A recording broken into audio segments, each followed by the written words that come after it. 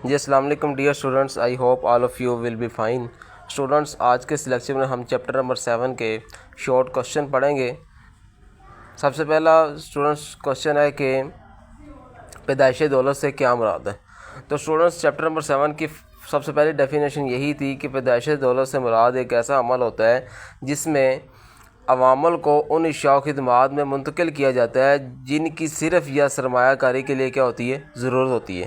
یعنی کہ آپ سرمایہ کاری کرتے ہیں، ان سے اشیاء و خدمات میں جو ہے نا اس کو کنورٹ کرتے ہیں تاکہ ان سے اشیاء و خدمات جو ہے وہ پروڈیوس کی جا سکیں، تاکہ جن سے جو آمدنی ہے وہ مزید حاصل ہو سکے۔ اسی کو کہتے ہیں پیدائش دولت۔ اس کے بعد اسٹوڈنٹ نیکسٹ ہمارے پاس دوسرا کوشچن ہے کہ عاملین پیدائش کیا ہوتے ہیں۔ اسٹوڈنٹس آپ نے پڑھا کہ عاملین پیدائش جو ہوتے ہیں ایسے فیکٹر آف پروڈکشن ہوتے ہیں۔ عاملین پیدائش ایسے فیکٹر ہوتے ہیں جو کسی چیز کو پروڈیوس کرنے میں استعمال ہوتے ہیں، اور یہ 4 طرح کے ہوتے ہیں: زمین، محنت، سرمایہ اور تنظیم۔ اس کے بعد اسٹوڈنٹس ایک چھوٹا سا کوشچن دیا ہوا ہے، کوشچن نمبر 3، کہ زمین کی کوئی سی 3 خصوصیات بیان کریں۔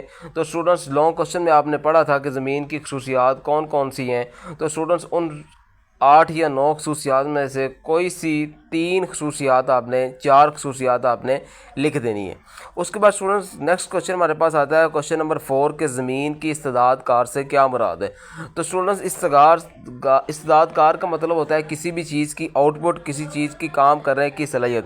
اگر زمین کی استعداد کار ہے تو اس سے مراد ہے کہ زمین کی قوت پیداواری ہے، یعنی کہ زمین جو ہے اس کے ٹکڑے کون سے زیادہ زرخیز ہیں، جو زیادہ زرخیز ہوں گے اس کی استعداد کار زیادہ ہوگی، جو کم زرخیز ہوں گے اس کی استعداد کار کیا ہوگی، کم ہوگی، یعنی کہ اس کی پیداوار بھی کیا ہوگی، کم ہوگی۔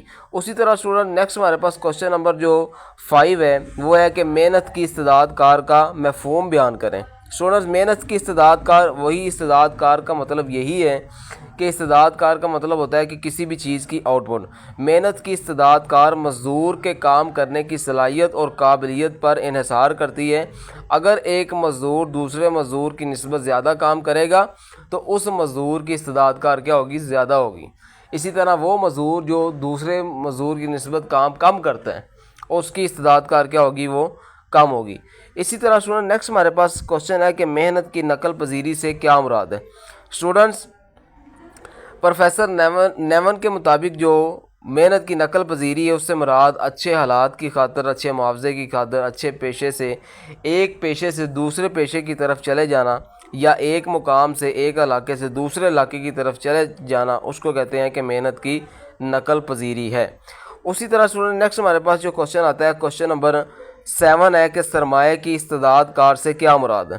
اسٹوڈنٹ استعداد کار کا لفظ پہلے بھی بتایا ہے کہ کسی بھی چیز کی آؤٹ پٹ ہے۔ سرمایہ کی استعداد کار مطلب یہ کہ سرمایہ کی پیداواری صلاحیت ہے، یعنی کہ سرمایہ سے کتنی چیز پروڈیوس، کتنی اس کی مقدار پروڈیوس کی گئی ہے۔ اسی طرح اسٹوڈنٹ ہمارے پاس نیکسٹ کوشچن آتا ہے کہ تنظیم سے کیا مراد ہے، آجر کسے کہتے ہیں۔ اسٹوڈنٹ 4 فیکٹر آف پروڈکشن ہے۔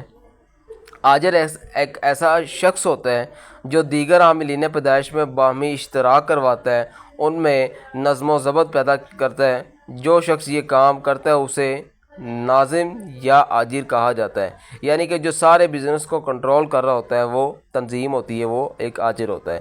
اسی طرح اسٹوڈنٹ نیکسٹ ہمارے پاس کوشچن آتا ہے واحد ملکیت اور شراکت داری میں کیا فرق ہے۔ اسٹوڈنٹ دونوں ڈیفینیشن آپ نے پڑھی ہوئی ہیں، اب یہاں پہ اس نے فرق پوچھ لیا ہے، تو اسٹوڈنٹس یاد رکھیے گا کہ فرق آپ جب بھی 2 لکھیں گے تو آپ نے درمیان میں لائن لگانی ہے، اور ایک سائڈ پہ آپ نے ایک جو ہے نا چیز لکھ دینی ہے، دوسری سائڈ پہ دوسری چیز، تاکہ فرق واضح ہو سکے۔ اسٹوڈنٹ واحد ملکیت میں آپ نے پڑھا تھا کہ جو واحد ملکیت میں جو آجر ہوتا ہے وہ ایک ہی ہوتا ہے، جبکہ شراکت داری میں 2 یا 2 سے زیادہ جو ہیں وہ آجر ہوتے ہیں۔ تو اسٹوڈنٹس یہ کوشچن بہت ہی آسان ہے کہ واحد ملکیت اور شراکت میں کیا فرق ہے۔ اسی طرح اسٹوڈنٹ نیکسٹ ہمارے پاس لاسٹ کوشچن ہے مشترکہ سرمایہ کی کمپنی سے کیا مراد ہے۔ اسٹوڈنٹس یہ بھی ایک آجر کی قسم ہی ہے جس میں کئی افراد جو ہوتے ہیں وہ مل کر اپنا سرمایہ جو وہ کاروبار میں لگاتے ہیں، اور حاصل ہونے والا جو منافع ہوتا ہے اس کے تمام جو حصے دار ہوتے ہیں اس میں تقسیم کیا جاتا ہے۔